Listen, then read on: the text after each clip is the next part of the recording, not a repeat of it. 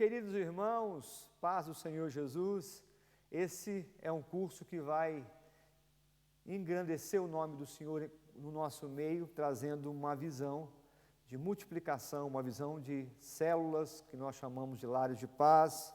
Perdoe se muitas vezes eu chamar somente de células, e eu quero explicar isso hoje, porque muitas vezes, mais comum é chamar de células, mas a nomenclatura também não muda. A verdade, ou seja, o nome não vai mudar aquilo que Deus quer fazer em nosso meio, e já está fazendo há muitos anos aqui.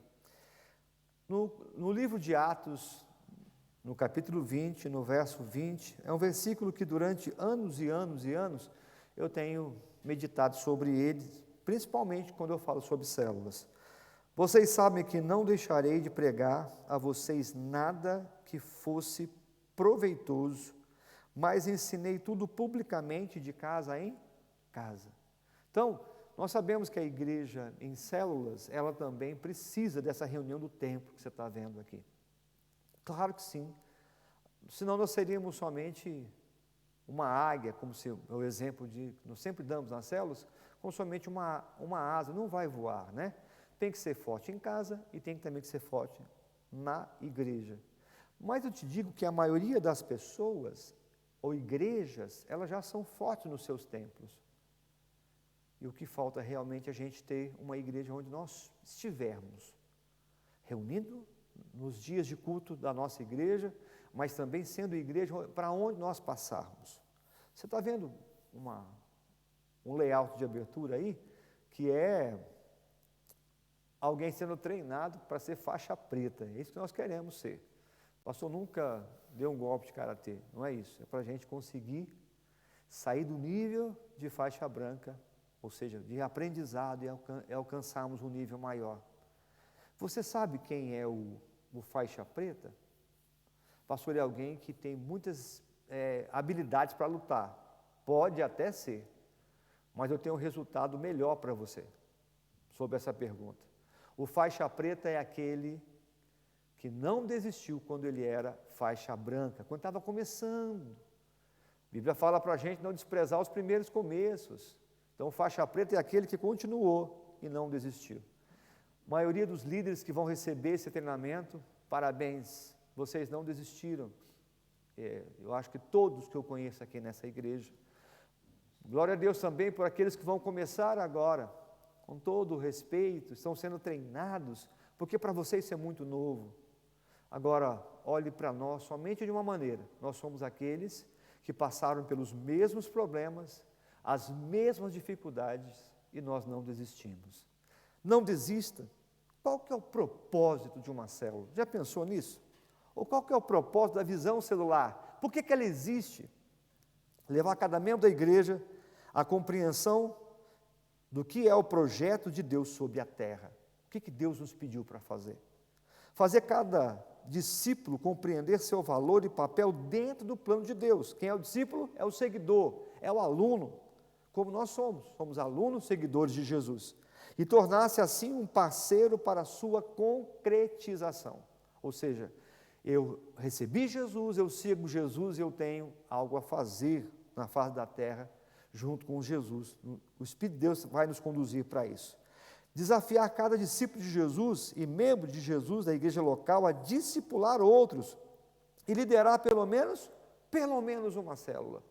Daqui a pouco você vai entender quantas pessoas tem numa célula, o que uma célula é, ou o que o lar de paz é, como é que a gente trabalha dentro disso. Mas pelo menos eu tenho ardor no coração, eu vou cuidar de alguém, como cuidaram de mim. Eu vou discipular. O que discipular é? Discipular realmente é ensinar para enviar, fazer a mesma coisa que Jesus fez. Ficou com os 12 discípulos e depois os transformou em apóstolos. Eles não eram mais talmidins, seguidores, agora eles eram apóstolos que foram enviados. Pastor, como é que eu faço isso? Já vamos falar sobre isso, fica firme comigo. E promover o sacerdócio real e o exercício dos dons por parte de todos os santos. Ou seja, você aceitou Jesus, você recebeu um dos 5 ministérios, e agora nós podemos trabalhar juntos. Vamos falar muito sobre os 5 ministérios, mas não hoje. Hoje é mais uma introdução. Nós queremos hoje tocar o seu coração com aquilo que Deus vai fazer, é verdade, mas também nós estamos semeando, nós estamos começando a conversar sobre células. O que são células? Já pensou? Pastor, é um grupo que eu frequento na igreja, excelente, é algo que me faz realmente pensar em salvação de vidas, excelente. Mas vamos pensar, a Bíblia compara a igreja de Cristo ao seu corpo humano. Que corpo humano? Meu, seu, né? Jesus é a cabeça da igreja. Nós somos membros desse corpo. Todos nós temos partes nesse corpo. Mostrando que diversos membros compõem o mesmo corpo. Como já disse, a célula é a base de todo o organismo e a somatória delas é que compõe o corpo. Então, você vai ver no próximo slide, assim também é com a igreja. A célula é o que chamamos de comunidade cristã de base. Quero dizer de novo, comunidade cristã de base. O que é isso, pastor? É um grupo de pessoas que se reúnem semanalmente para comunhão, adoração, edificação e evangelização. Comunhão, adoração, edificação, evangelização. É para isso que a célula acontece. Para que a gente possa ter comunhão, ter convívio, viver uns com os outros, aprender uns com os outros, ensinar uns aos outros. É para adoração. Uma célula se reúne para adorar a Deus, para bendizer o Senhor, nas canções e também no seu dia a dia. Edificação, edificar um ao outro, edificar realmente ajudar o outro a crescer. Faz parte da gente suportar uns aos outros. E isso, suporte o que é? É o que esse púlpito está fazendo para mim, a Bíblia e o tablet. Está segurando, está dando suporte. E evangelizar. Então, uma célula tem que ter pelo menos esses 5 fatores. Comunhão, e comunhão, muita comunhão. Comunhão com comida, comunhão sem comida, ou seja, comendo no final do culto, das células, perdoe, ou não. Adoração, adorar muito a Deus, porque Deus habita no meio dos louvores. Edificar uns aos outros, ajudar uns aos outros, dar suporte uns para os outros. Você não está vendo aqui, mas o pastor Fábio, né, ele está ali me ajudando em todo o trabalho de mídia, para que a gente possa edificar pessoas, para que a gente possa evangelizar pessoas. Você pode até fazer sozinho, mas dificilmente a gente vai edificar sozinho. Por quê? Porque tem a mão de Deus, tem a mão de mais gente. Até preguei esses dias atrás, o milagre sempre tem muitas mãos. Por quê?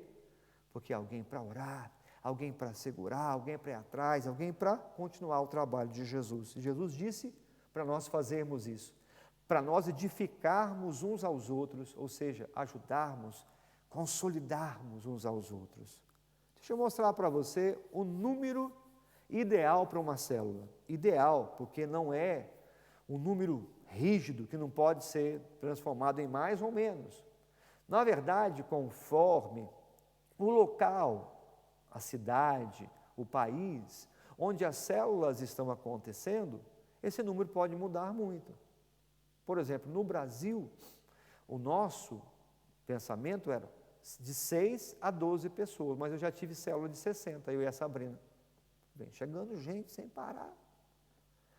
E aí teve que cuidar, adorar a Deus, mas também edificar essas pessoas e ensiná-las o evangelismo. Então, se o líder de célula tem, você que é líder de célula, a vontade, o desejo de edificar quem está lá dentro, para que você possa levá-lo à multiplicação, edificação e evangelismo, né?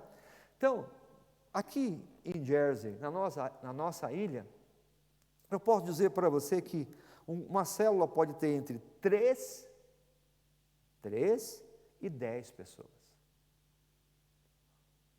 As salas comportam, se for um quarto, dá um jeito e comporta entre 3 e no máximo 10 pessoas. E aí o que acontece depois, quando chega a 10, a gente abre mais 3 grupos de 3. E você dividiu a célula. Não, a gente multiplicou a célula. A gente fez o que era 1, ficar 2 ou 3. Isso não é dividir. Dividir era o que eram 6, ficar 3. Né? A gente leva esse entendimento para que as pessoas possam crescer, adorar a Deus em família, adorar ao Senhor, edificar a sua vida espiritual, levar uns aos outros ao conhecimento de Jesus. Porque você aceita Jesus, mas você o conhece todo dia. Cada dia da sua vida você vai conhecer o poder, o amor e a graça de Deus. Próximo slide. Células do ministério de Jesus. Porque tudo que a igreja faz é embasado naquilo que Jesus fez como seu ministério. Criar algo que Jesus não fez no seu próprio ministério, olha, pode tender ao mundanismo, à carnalidade. Estratégias podem acontecer no meio disso, mas olha, a melhor coisa é você se embasar em Jesus. Não há modelo de ministério melhor do que Jesus. Você pega a palavra, você conhece Jesus e o que ele fazia. E é dentro disso que as células vão trabalhar.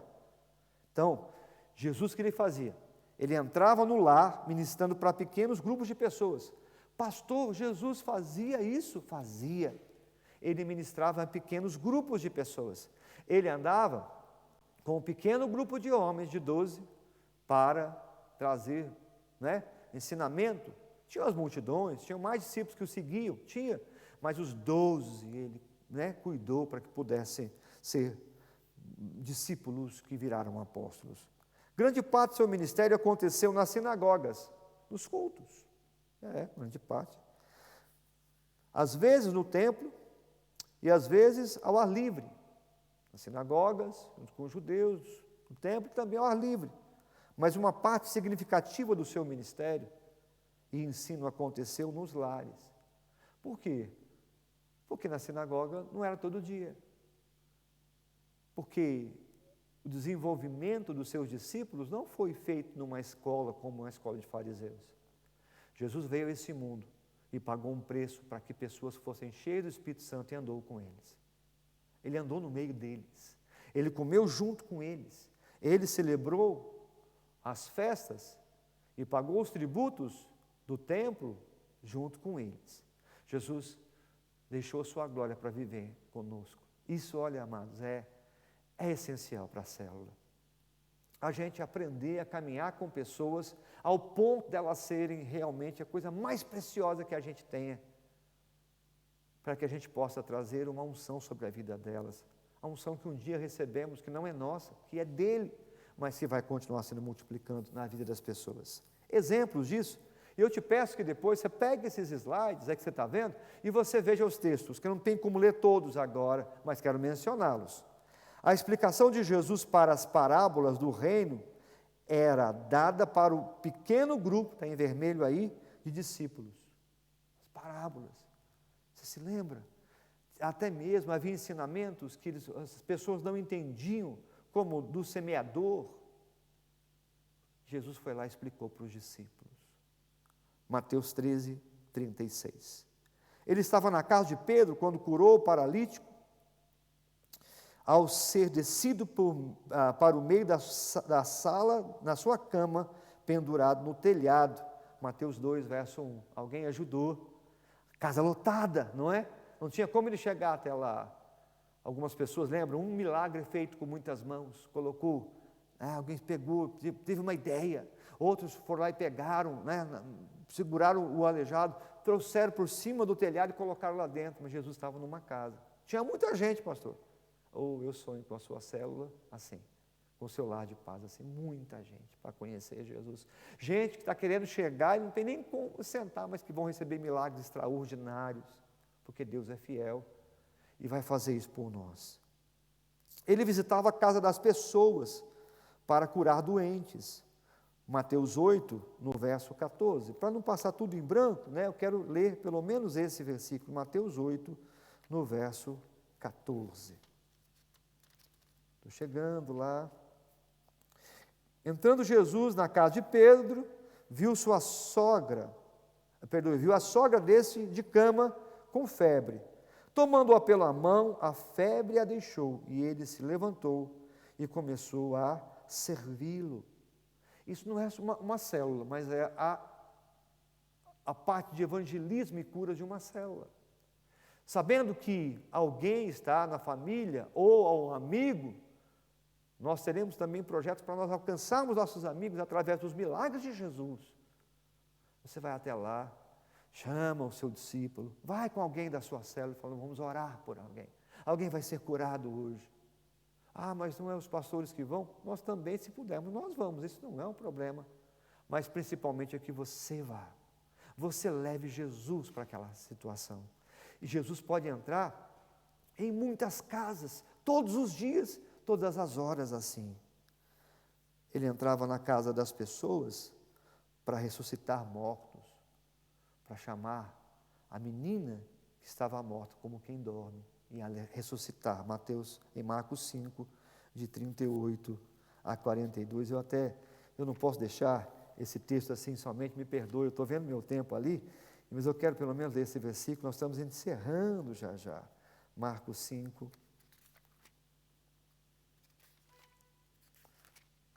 Bíblia, a palavra de Deus, você não pode fazer uma célula sem a palavra de Deus, sem a Bíblia, é impossível, né? Marcos 5, verso 38. Mais uma página que está coladinha aqui, a Bíblia é nova, aleluia. E não deixou ninguém segui-lo, senão Pedro, Tiago e João, irmão de Tiago. Quando chegaram à casa do dirigente da sinagoga, Jesus viu um alvoroço, com gente chorando e se lamentando em alta voz. Então entrou e lhe disse, por que todo esse alvoroço e lamento? A criança não está morta, mas dorme. Que bênção, né? Você fala, mas como é que não estava morta? Mas todos começaram a rir de Jesus. Ele, porém, ordenou que ele saísse. Tomou consigo o pai e a mãe da criança e os discípulos que estavam com ele e entrou onde se encontrava a criança. Tomou-a pela mão e lhe disse, Talita cumi, que significa menina, eu ordeno a você, levante-se. Imediatamente a menina, que tinha 12 anos de idade, levantou-se e começou a andar, e isso os deixou atônitos. Jesus chegou para resolver o problema que nenhum homem pode resolver. Todos nós já chegamos à conclusão, quando a morte está, nós não podemos fazer nada. Podemos, porque nós temos Jesus, no sentido de Ele poder ressuscitar mortos, dando direção para nós, por que não? Ele é poderoso. Ele parava para conversar durante uma refeição e aconselhar aqueles que queriam segui-lo, mesmo, Lucas 7,36 mesmo, que as pessoas não entendiam que ele comia com fariseus para evangelizá-los, para estar junto com ele, com publicano, com pessoas. Você também vai parar para comer com pessoas que não são cristãs. E o alimento vai ser uma bênção, né? Vai sair dali abençoado por aquilo que você preparou. Mas aquilo que Deus preparou sempre vai ser muito maior. Ele entrava nos lares para evangelizar, trazer salvação. Lucas 19, a história de Zaqueu, o publicano, que simplesmente deixou sua vida pregressa e restituiu 4 vezes mais. Você vai ver pessoas que hoje estão numa vida terrível, quem sabe tem até muito dinheiro, ou só tem dinheiro, como eu gosto de dizer, não tem uma vida de santidade, se converterem ao Senhor Jesus. Ele entrava nos lares para discipular aqueles que criam nele, Marta e Maria, Lucas 10, 38 a 42. É isso que a sua célula vai fazer. Esse grupo de 3 a 10 pessoas que vai influenciar essa cidade para conhecer Jesus. Essas pessoas que você está cuidando, que você olha para eles, mas parece que eles não vão, mas vão. Sabe por quê? Porque Jesus está no meio da sua célula. Eu vou dar uma lição no futuro, o que a célula é no mundo espiritual. Mas esse primeiro encontro nosso, essa primeira lição, é para dizer, quem sabe, o que você já sabe. Mas te lembrar que você está num projeto, fazendo exatamente o que Jesus fazia. Fazendo as coisas que Jesus quer que você faça. E levando pessoas a fazerem o seu ministério parecido com o de Jesus. Estamos encerrando essa aula. E eu encerro com uma oração. Pai, eu te agradeço por cada líder de célula que hoje recebe essa aula. O nosso pensamento é que o Senhor, Pai amado, toque a vida das pessoas, mas que eles também vejam uns aos outros como líderes em potencial e que façam a sua vontade. É assim que eu oro, é assim que eu te peço, em nome de Jesus. Hoje você ouviu sobre o que é uma célula, como ela se comporta. Até a próxima lição.